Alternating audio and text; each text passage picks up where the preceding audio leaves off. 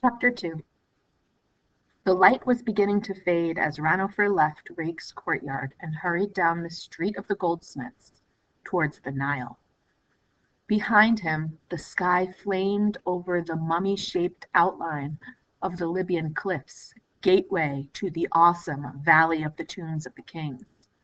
Directly ahead of him, across the river with its vivid square sails, rose the high east bank and the other half of the ancient city of Thebes. Massive gateways, temples, roofs, and whitewashed walls rising thick along its crowded streets traced a long, angular pattern against the sky. To Ranofer it was a different world, that city across the river. Here on the western bank was the Thebes he knew, a vast jumble of workshops and laboratories known as the City of the Dead. Its low mud-brick buildings formed a broad belt between the green fields at the riverside and the strip of desert at the foot of the western cliffs, spreading north almost to the cliff's curve, giving way in the south to high-walled gardens and the villas of rich noblemen, which clustered around the dazzling white pile of Pharaoh's palace. Turning from the street of the goldsmiths, Ranofer encountered a sun-baked thoroughfare thronged with workers from every part of the City of the Dead. Artisans, laborers, apprentices, whose guttural speech and varied odors filled the air around him. They were clean-shaven, with skin the color of tarnished copper. Their eyelids were rimmed and elongated almost to their temples with black eye paint, best protection against Egypt's glaring sun. Their shoulders were broad and bare, their hips narrow and wrapped in cotton shenty, purest white. Their hands, those strong and supple hands now gesturing or fingering their amulets or swinging idly at their sides, were the cleverest in the world. For these were the glassmakers, paper makers, the weavers, carpenters and potters, the sculptors, painters, embalmers, masons, and coffin builders of 100-gated Thebes. And Thebes, as all men knew, was the center of the universe. Because of these artisans, full of laughter and vigorous life though they were, the western half of Thebes was called the City of the Dead, for most of the objects they fashioned with such skill vanished into Egypt's tombs to become the possessions of the dead. Even the lowliest fisherman went to his eternal rest accompanied by a little food and furniture, a length of new linen, a string of beads, his weapons or tools, whatever comforts the living could provide for the ba of a loved one beginning his 3,000 years in the land of the West. As for the wealthy, their tombs were underground mansions crammed with gold and treasure. Death provided a constant market for the wares of the City of the Dead, and the living bought much for themselves as well. Therefore, the shops hummed with industry day after day, and the craftsmen were many.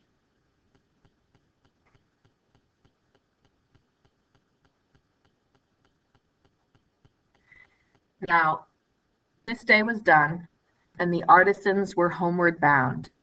A few turned in the direction of the Nile, where high-prowed ferryboats waited to take them across to eastern Thebes. But the majority scattered to homes near their shops in the City of the Dead. Ranofer was among the latter, but he lacked their eagerness. On the contrary, the nearer he drew to his own street, the more slowly he walked. At the best of times he would rather go anywhere than home. This evening he dreaded it with all his soul. Gebu had two aspects. One, noisily jocular. One, ferociously quiet. There was no knowing which to expect on any given day.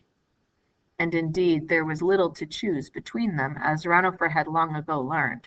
It was a matter of whether one preferred to be kicked aside like a bit of debris, or subjected to concentrated and abusive notice.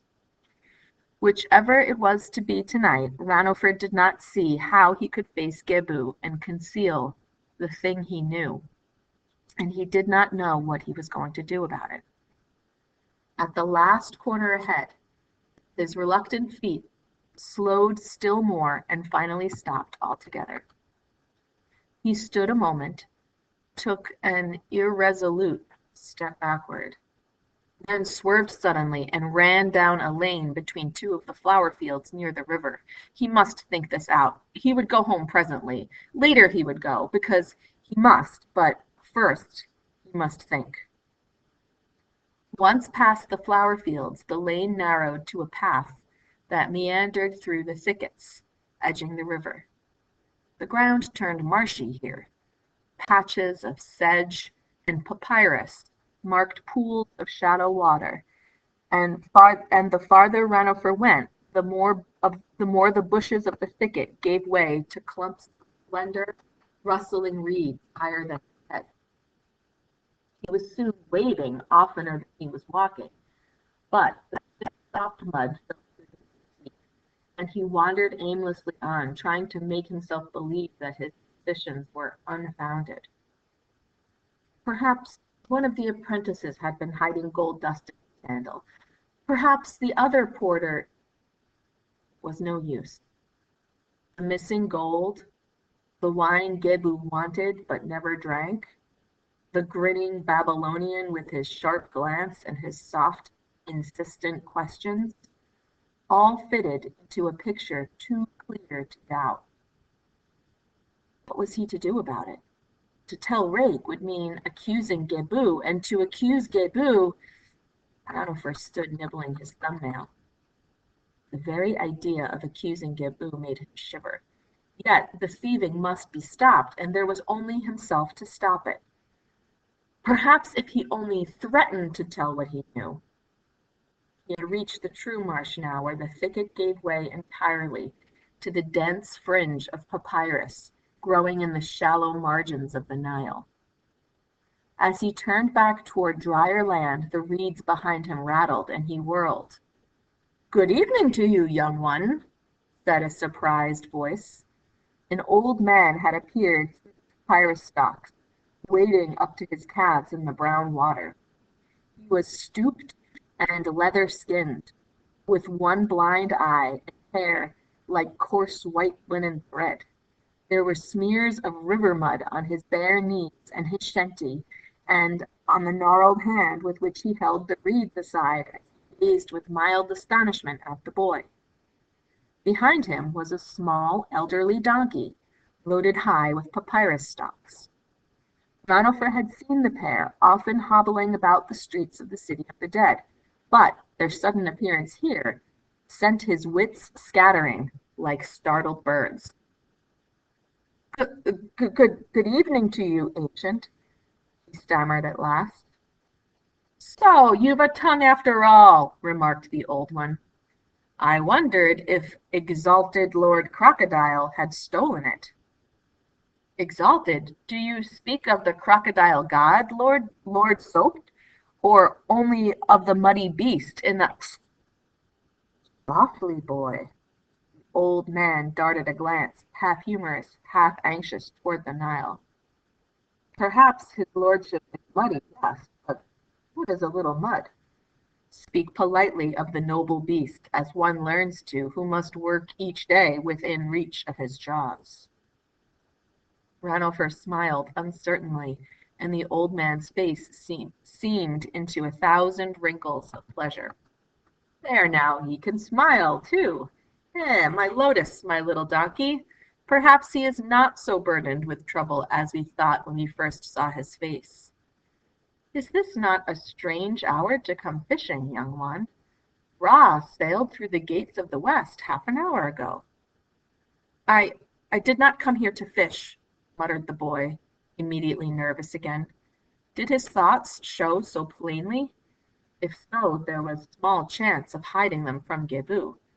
He must come out with it somehow. He snatched one of the stiff blooms from a nearby clump of sedge and showed it to the old man in explanation. "I came only to seek a flower for my friend. I must go now, ancient. May your ka be joyful." Abruptly he turned and ran back the way he had come, leaving the old man to make what he might of it. "I will threaten to tell what I know," he resolved, as he hurried between the darkening fields. "I will make Gibu promise to stop. It is the only way." The dusk had filled the streets now, and this time Ranoford did not pause when he came in sight of the last corner, but set his mouth tight to the street of the crooked road. It was a narrow and dirty lane. Its houses joined to one another to form a continuous wall on either hand, like the sides of a canyon. Ranoford pushed open the third door on the left and slipped into the courtyard, his bare feet silent on the rough pavement. Closing the gate behind him, he stopped and looked about warily. The dim light was kind to the skimpy walled court, glossing over some of the rubbish that littered it, concealing the smaller cracks and the peeling whitewash of the narrow mud-brick house that occupied the west half of the enclosure. The storerooms forming the ground floor of the house were dark and empty, with their doors ajar. From the rear of the court a stair sloped above them to a single high room overlooking the street. From the open strip under the roof of this room yellow torchlight glowed, and Ranoford's eyes fixed on it. Gibu was at home. Moistening his lips, the boy drew a long breath and padded across the courtyard toward the storerooms. Perhaps he could find something to eat before. The storeroom door squeaked, betraying his presence. "Who's there?" growled the stonecutter's voice from the upper room. "Is that you, useless one? Get you here to the stairway." Silently, Ranoford turned from the storeroom door and walked to the foot of the stair. His half-brother stood at the top, a torch in his hand. Obviously, there was to be no jocularity tonight. I must tell him now, Ranoford thought. I must threaten him. "You are late in coming," the harsh voice grated. "Very late. Where have you been?" "At the shop. Until this hour?" "I was delayed. There was a last ingot." Ranoford's voice trailed away as Gibu started down the stairs, thrusting his torch into a bracket on the way. There was no expression on Gibu's face. He was like a figure hewn out of one of his own blocks of stone. His legs were massive columns, his face a crag, with a granite-hard jaw, and eyes black as chunks of obsidian beneath their painted lids. One of the eyes winked spasmodically at intervals, lending an eerie liveliness to an otherwise motionless countenance. He reached the foot of the stairs and stood there winking, his bulk dwarfing the boy, who was thin as a reed. Again Ranoford moistened his lips. I must tell him, he thought. Instead he said, "It is true, I walked down to the river on my way home, in order to cool my feet in the mud. You can see I plucked a bloom while I was there." With fumbling hands he extricated a wilting blossom from the folds of his sash. The stonecutter looked at it, then at Ranoford. Suddenly a fist like a boulder crashed against the side of the boy's head, sending him sprawling. "Scum! You have been to some other place. Where did you go? Who did you talk to?" "No one, I swear it," Ranoford cried. "Only an old papyrus cutter I chanced upon in the reeds with his donkey." "You lie." "Nay, I speak the truth as Maud is my witness." Ranoford dodged a kick and scrambled to his feet, shrinking back against the wall. If he had needed further evidence for his suspicion, here it was, in this accursed one's distrust. Rubbing his cheek, he blurted angrily, "You need not fear. I've told no one about the wineskins and what is in them. Yet." Instantly he was aghast at his own temerity. Gibu had gone menacingly still. "Indeed," he said softly. "And what is in the wineskins save wine?" "You know that already, and Ibni knows. But I did not know until today." Gibu moved closer, thrusting his face into the boy's. What do you know? Ranofer swallowed, pressing back against the wall in a vain effort to retreat. He knew nothing at all, nothing he could prove. I know gold has been missing from the shop, he insisted. I know they are weighing even the sweets. Indeed, said Gebel again, but in a different tone. He straightened slowly, and his great shoulders relaxed. His speculative eyes went over the boy so deliberately and in such pitiless detail that Ranofer became vividly aware of every defect in his unprepossessing small person. The ribs that showed, the undernourished arms and knobby knees, the dusty rag of a shenty that always hung askew over his hips. By the time Gebel turned his eyes away, Ranofer felt more insignificant than the lowliest beetle in the roadway. And what has all that got to do with me? Gebel said. It, I tell you, the goldsmith is suspicious. I dare not carry the wineskins home any more, or they will. Worthless one! The heavy hand slapped back and forth across Ranofer's face almost negligently, yet with a force that twisted a crick into his neck and set his ears ringing. I know nothing of this gold, and if you do, oh, I know nothing of this gold, and if you do, you had best pretend otherwise. As for the wineskins, they contain date wine, and you will bring them to me as before. Nay, I will not do it, Ranofer cried miserably. He knew he had failed. Everything had gone wrong somehow. Gebel was no longer worried, he was only contemptuous. I will not bring them, he repeated. Aye, you'll bring them. Gebel half smiled and his eyelid jerked. Are you so stupid that you do not understand? I know nothing of your stolen gold. No man can prove otherwise. If you would put your own head in a noose, you are babbling to rake. My head? Ranofer stared at him, bewildered. Then he felt his scalp prickle as he realized what Gebel meant, why he had suddenly ceased to worry, and why it was utterly useless to say a word to Rake. Gebel would merely deny that he had ever seen the gold. He would deny any knowledge of the Babylonian, of the wineskins, of any part of it. He would shrug and shake his head over the wickedness of boys and point to Ranofer as the thief. Gebel could be very convincing when he chose. And who would defend Ranofer? Not Ibni, certainly. He would only add his accusations to Gebel's. Not Rake, who would be scornful and hurt. There would be no one except himself to speak the truth. And who would believe his tale? Bitterly conscious of defeat, Ranofer turned away and started for the storeroom. Instantly, Gebel jerked him back. Where are you going, pig's son? Did I say I was finished? I want my bread. I'm hungry. Your bread? When did it come to be yours? By Amen, you have grown too top-lofty of late, behaving like Pharaoh instead of the gutter waif you are.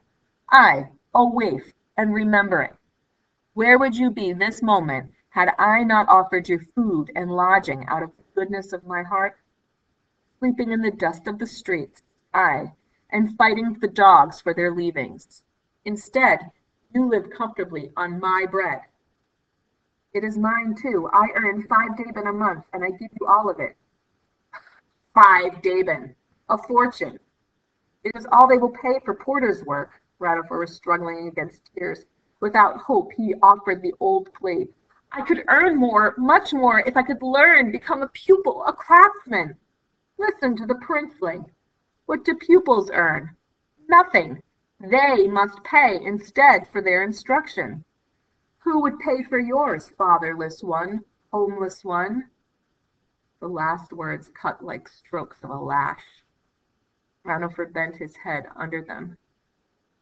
An apprentice, then, if you would apprentice me to Rake. Take care I do not apprentice you to some fishmonger. Ingrate, I could have bound you over to myself at the stone-cutting shop. But did I? Nay, I found you work to your liking. Come, is it not so? Was it not I, Gebel, who fixed you in Rake the goldsmith's shop? You need to help you steal Ranifer whispered, "Watch your tongue." Gebu raised one fist. With the other, he shoved Ranifer against the wall and pinned him there. The boy sucked in his breath, squinting in expectation of the blow, his back pressing against the rough bricks until their edges dug into his flesh. The fist knotted tighter, tighter. Ranifer, with every nerve and muscle taut, felt a wave of fear that was almost nausea. With a scornful laugh, Gebu lowered his fist to his side, leaving the boy limp and covered with cold sweat. "Look at you," the stonecutter jeered, "cowering there like a cringing puppy. Can you not stand on your feet when I talk to you?" Ranifer straightened, sick with humiliation. "Accursed one," he thought. "I hate him. I hate him. He makes of me not only a thief, but a coward. It is only that I'm hungry," he mumbled. "Hungry. Always you're hungry. Why did you not dig yourself a few lotus roots while you dawdled by the river? Many such brats as you get nothing else and think themselves well off." The lecture might have gone on for some time, but Gebu had evidently grown bored with baiting him. Still muttering irritably, he plucked the torch from its bracket and strode down the court. Ranifer followed in silence. The invariable reaction to a scene with Gebu had begun to set in, a fatigue so deep it penetrated mind and body alike. Gebu went into the second storeroom, emerging presently with one of the small flat loaves of Egyptian bread. But when Ranifer reached for it, he drew it back. "Did the Babylonians say anything today for you to tell me?" Wearily, Ranifer prodded his memory. "Aye, he said he would send wine tomorrow." "Good." Gebu's eyelid fluttered as he stared fixedly at the boy. "You will bring it. Do you understand?" He broke the bread, giving half to the boy and thrusting the rest into his own mouth. "I'm expecting friends," he mumbled through it. "Open the gate when they come." Winking vindictively, he made for the stairs and vanished up them, taking the torch with him. Ranifer stood alone in the dark courtyard, holding his piece of bread. Half a loaf. It barely covered his palm, and the emptiness in his stomach felt as big as the whole temple of Ammon. The emptiness in his heart matched it. Gebu's last warning had needed no underscoring. On dragging feet, he padded into the storeroom, felt his way to the big water jar, and drank thirstily. Afterward, he searched, though without hope, for another bite of something. A forgotten onion, a mouthful of stewed lentils left from Gebu's meal. The storeroom yielded nothing more except the tantalizing fragrance from boxes and kegs, all sealed and forbidden him. He left it and crossed the courtyard to the farthest corner where his sleeping mat was spread under a straggling acacia tree. Flinging himself upon the rough fibers, he held the bread to his nose, and its yeasty fragrance brought the saliva rushing into his mouth. He began to eat slowly, carefully, making each mouthful last as long as he could. All too soon it was gone, leaving him only the craving for more. He lay back, pillowing his head on his hands. "Could have given me the whole loaf," he thought. "They're small enough at best. I could eat 20 of them, 30. Pig was punishing me for trying to defy him. If only I were free of him, if only I could climb aboard a boat and sail far, far away and never see this courtyard or the street of the Crooked Dog again in all my life. What if I tried it? What if I ran away tomorrow?" The thought filled him with the old panic. But what would I do then, he thought. How would I live? It was impossible. He would not think of it. He would think of a day to come when he was a man, and would have gold of his own, and could buy all the bread he wanted. How would he get this gold if he grew up ignorant, fit only to be a porter? No matter, he would get it somehow. Perhaps he would find it.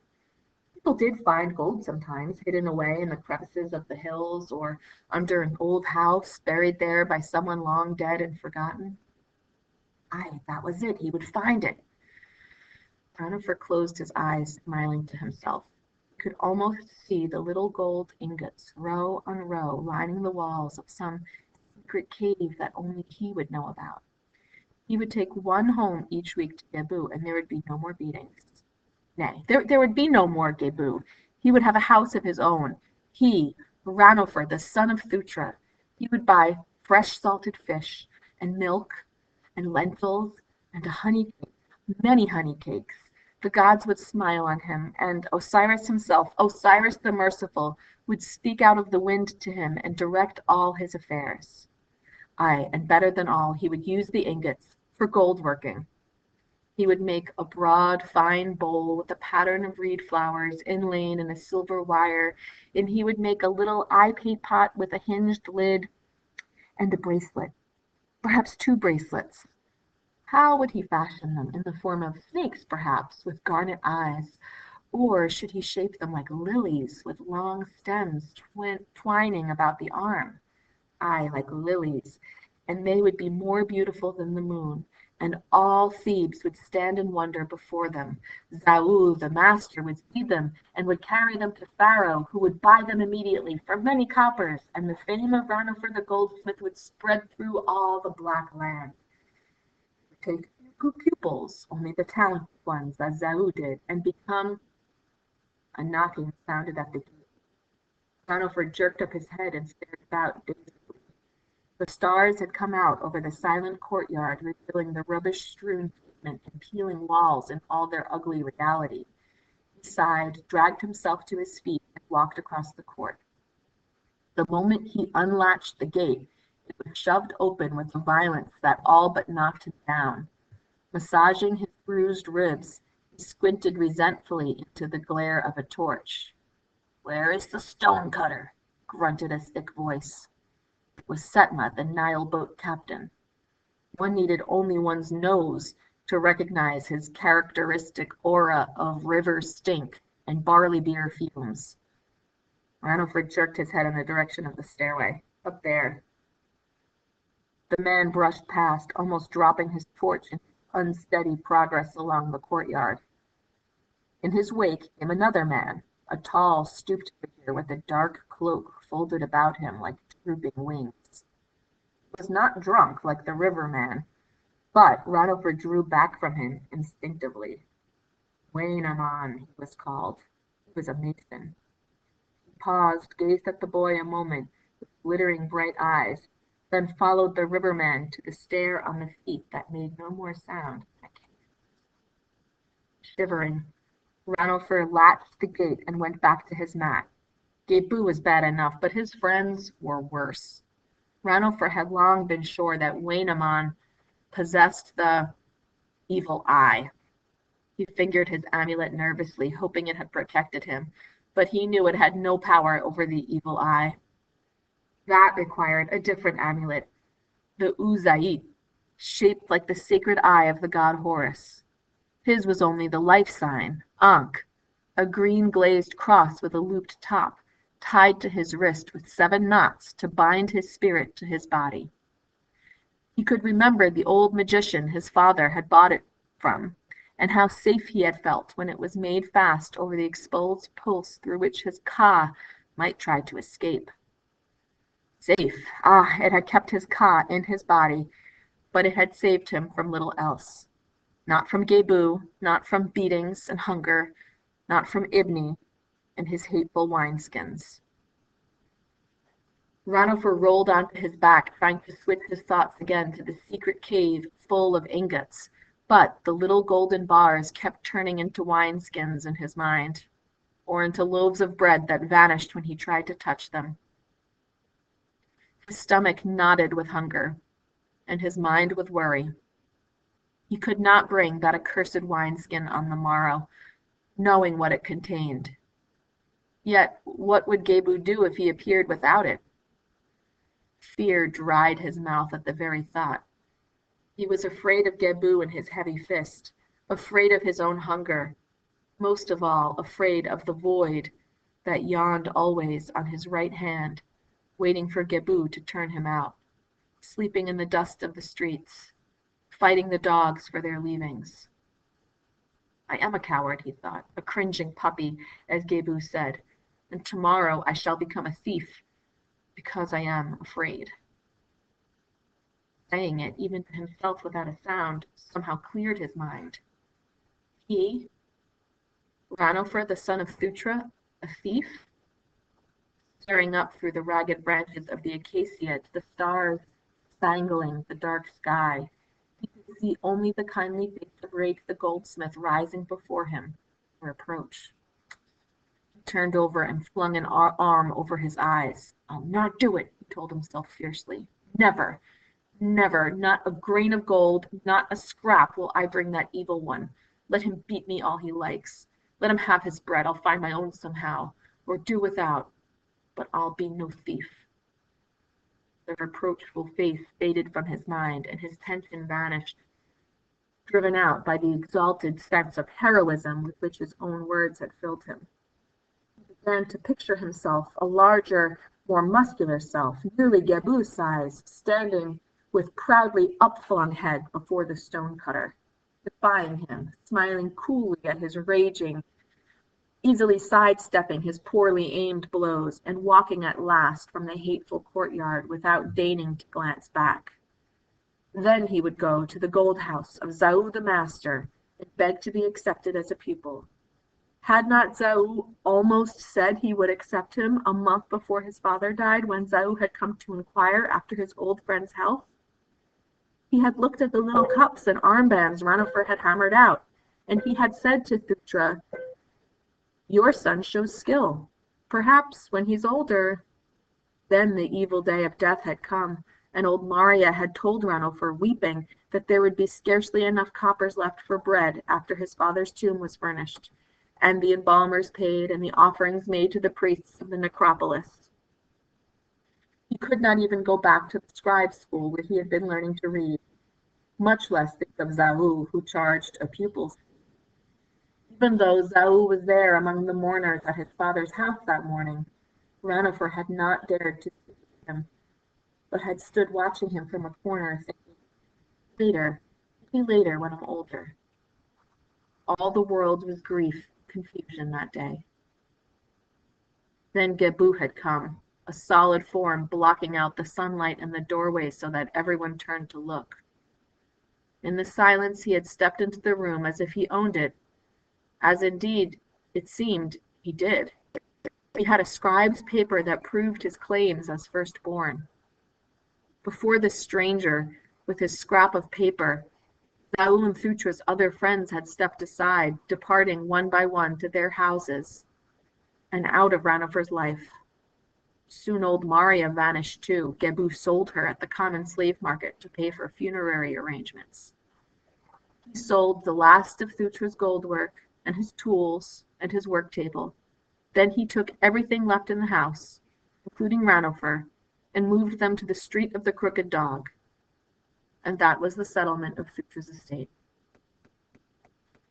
Ranofer found himself sitting up on his mat in the courtyard, staring blindly into the dark. Frowning, he threw himself down again, pulling an edge of the matting over his bare legs. No need to think about all that again, he told himself. All will be different now. I shall defy Gebu. I shall leave the street of the Crooked Dog forever. Ah, then anything will be possible. The golden ingots, those ingots in that hidden cave I shall discover. I can use those to pay my pupil's fee. Then Pharaoh will buy my necklaces for Queen T, who is beautiful and kind, and she will smile on me, Ranofer, the son of Thutra, and I will not be a thief. Curled into as tight a ball as possible against the chill of the night, Ranofer slept at last.